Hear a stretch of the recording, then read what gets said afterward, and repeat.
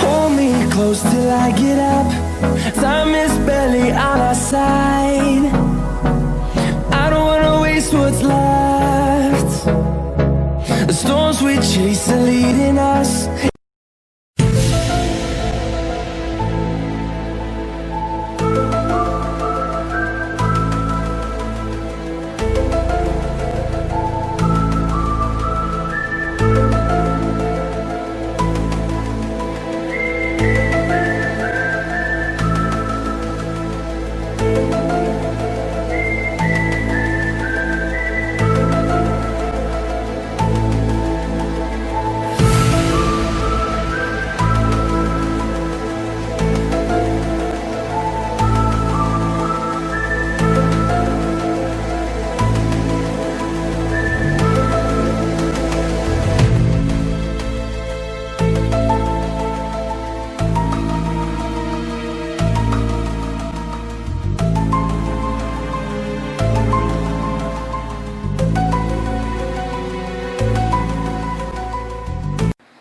Margot e mamãe estão nervosas.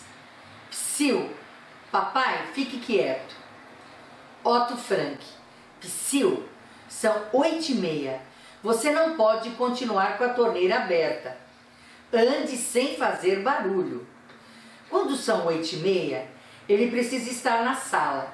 Nada de água corrente, nada de dar descarga no banheiro, nada de andar e nada de barulho.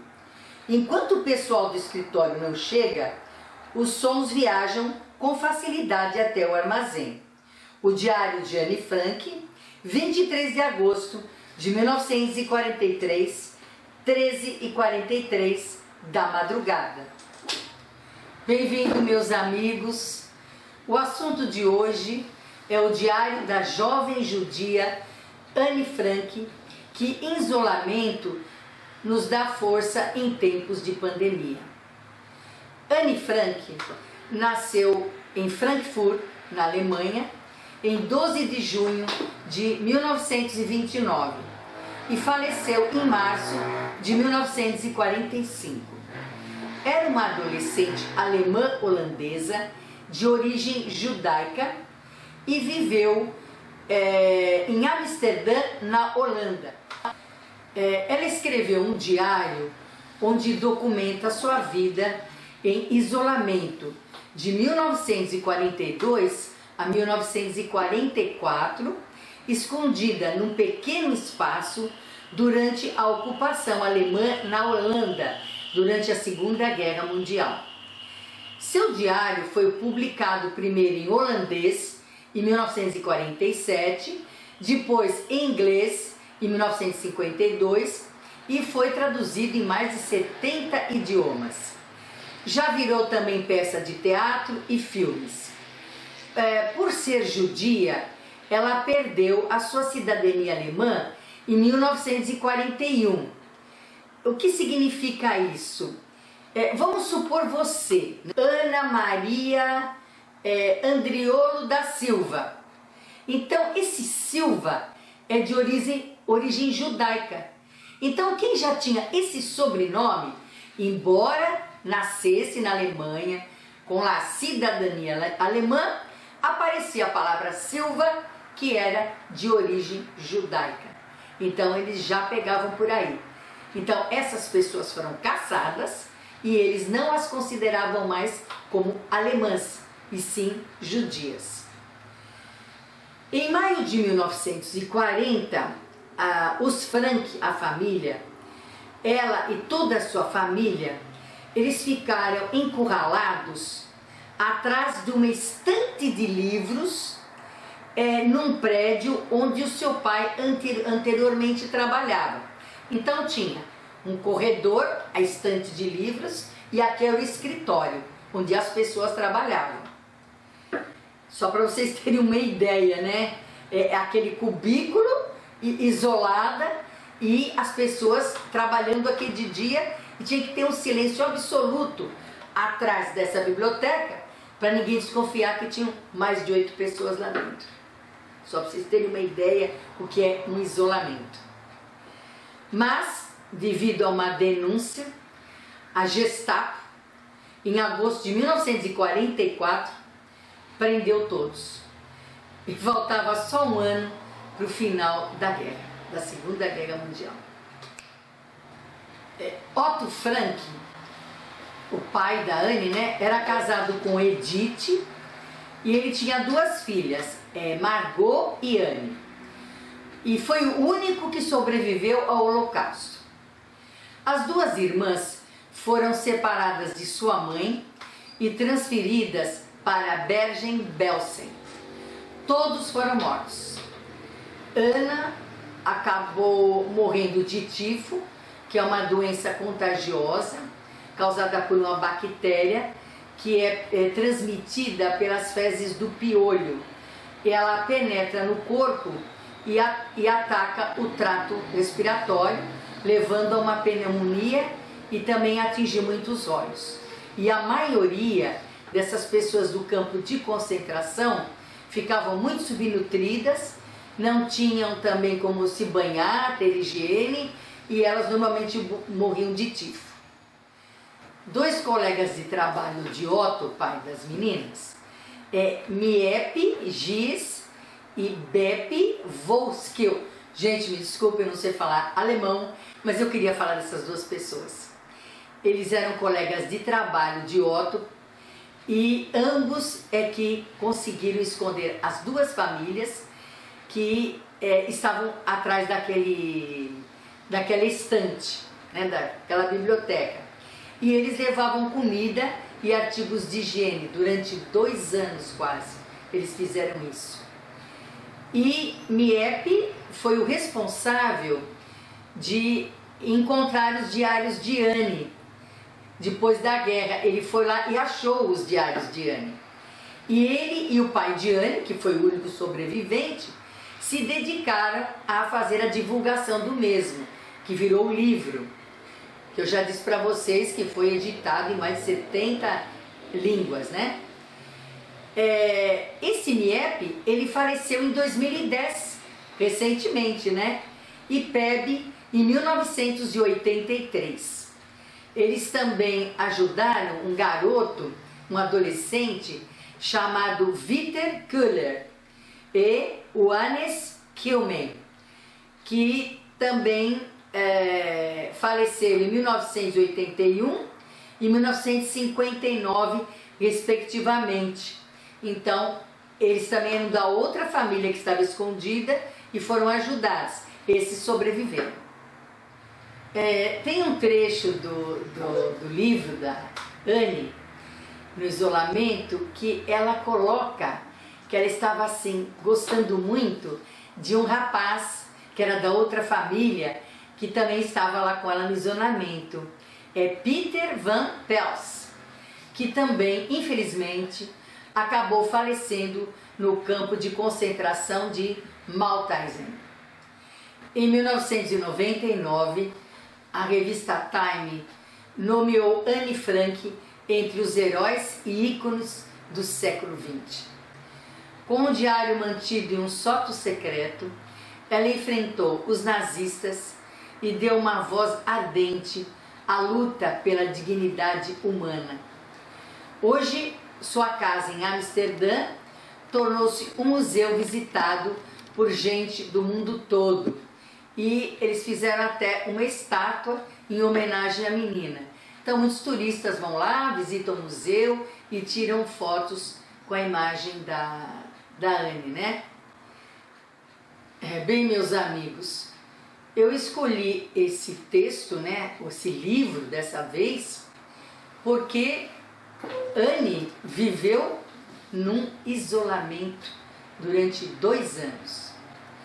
E comparar o que estamos passando com o que Anne e muitas Annes passaram, e todos os judeus, ao nosso isolamento, nós temos que refletir melhor sobre esse momento de pandemia.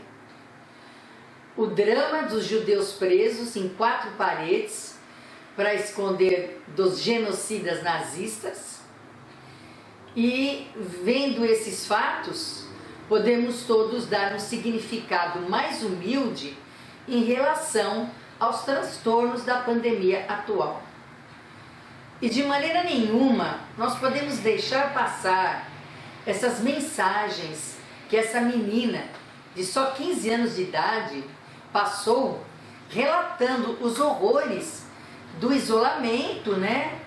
As aflições, a falta de esperança, apesar que ela coloca muita esperança no seu diário, e também o terror do nazismo.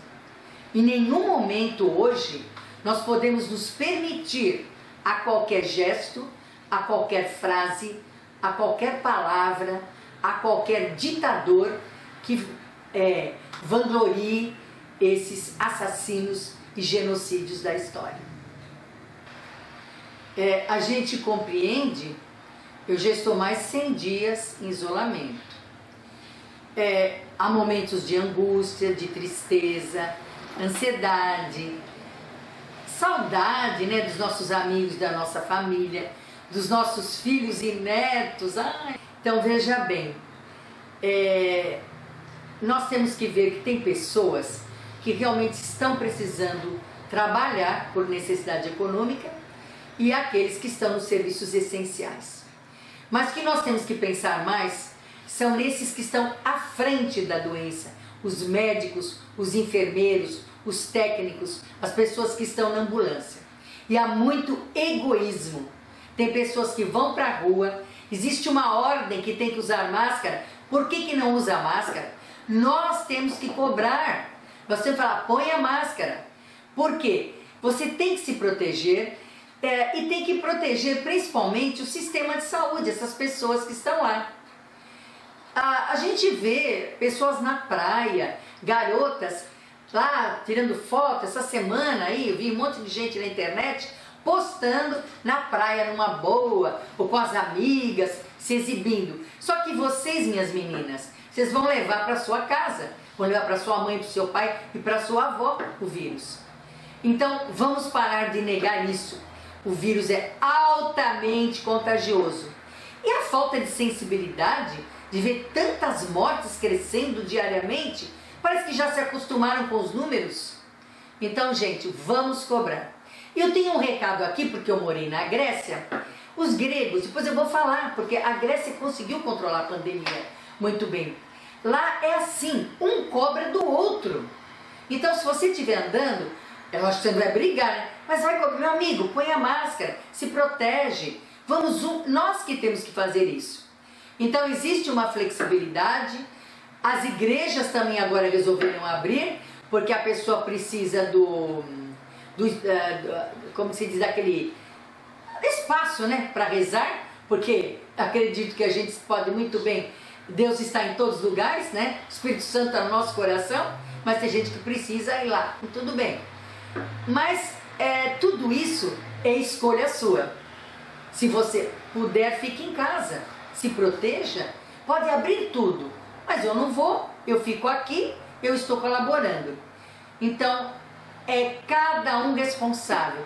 Vai cobrar do prefeito, vai cobrar não sei de quem, cobre de você, da sua família, de quem está morando com você. Então eu quis fazer muito esse vídeo, porque me chocou o fato dessas pessoas, que não foi só a Anne, quantos deles fugidos, colocados, escondidos, né, em lugares péssimos, em isolamento.